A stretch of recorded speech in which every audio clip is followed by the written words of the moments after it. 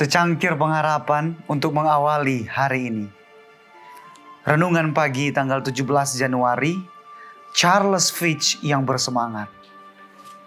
Mazmur 69 ayat 10.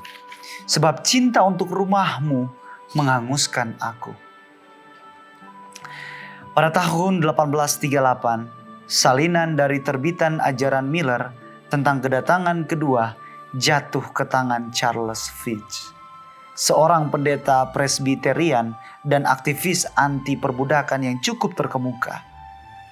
Tanggal 5 Maret, ia menulis kepada Miller, "Saya telah mempelajarinya dengan minat yang luar biasa, yang tidak pernah saya rasakan terhadap buku lain manapun kecuali Alkitab. Saya telah membandingkannya dengan kitab suci dan sejarah, dan saya tidak menemukan sesuatu pun yang dapat dijadikan dasar untuk meragukan kebenaran pandangan Anda." Fitch, sesuai dengan karakternya yang penuh semangat dan tulus, tidak merasa puas hanya dengan sekali baca. Tak lama kemudian, ia telah membaca buku Miller sebanyak 6 kali dan menyadari bahwa pikirannya sangat dipenuhi oleh pelajaran tersebut. Terdorong oleh pekabaran Miller, ia segera menulis dan menyampaikan khotbahnya kepada orang-orang Boston tentang iman barunya.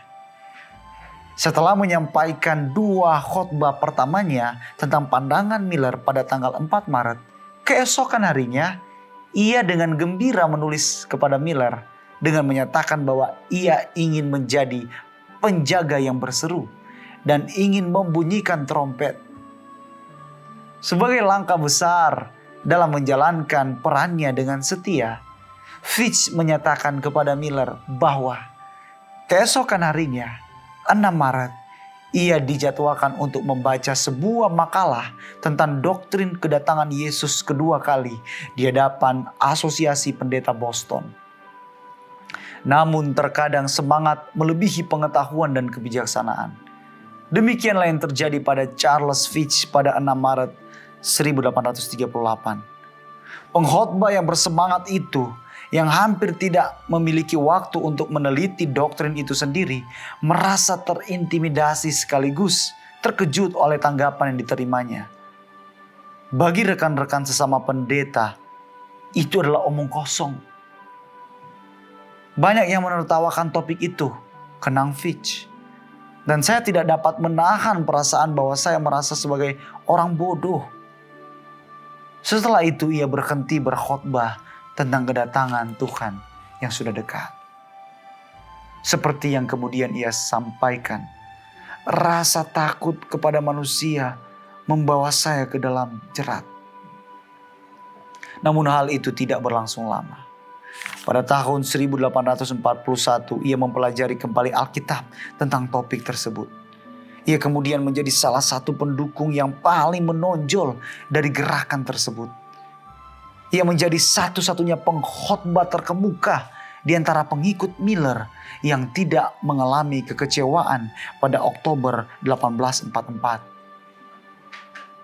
Ketika berada di Buffalo, New York, pada akhir September, ia membaptis sekelompok orang percaya di Danau Erie yang dingin pada suatu hari yang berangin dingin. Setelah pulang ke penginapannya dengan pakaian basah, ia 2 kali harus kembali lagi untuk membaptis lebih banyak jiwa. Terlalu sering terpapar dengan kondisi alam yang kurang mendukung secara berkepanjangan itu menyebabkan ia sakit dan ia meninggal pada tanggal 14 Oktober. Bahkan saat menyambut kematiannya yang semakin dekat, tidak menyurutkan semangat orang percaya berusia 39 tahun itu. Ia tahu bahwa ia hanya perlu tidur sebentar sebelum ia akan dibangunkan pada pagi kebangkitan. Doa kita hari ini, Tuhan, kuatkan kami untuk mengalahkan takut manusia, agar kami setia bersaksi sampai akhir bagi Engkau. Amin.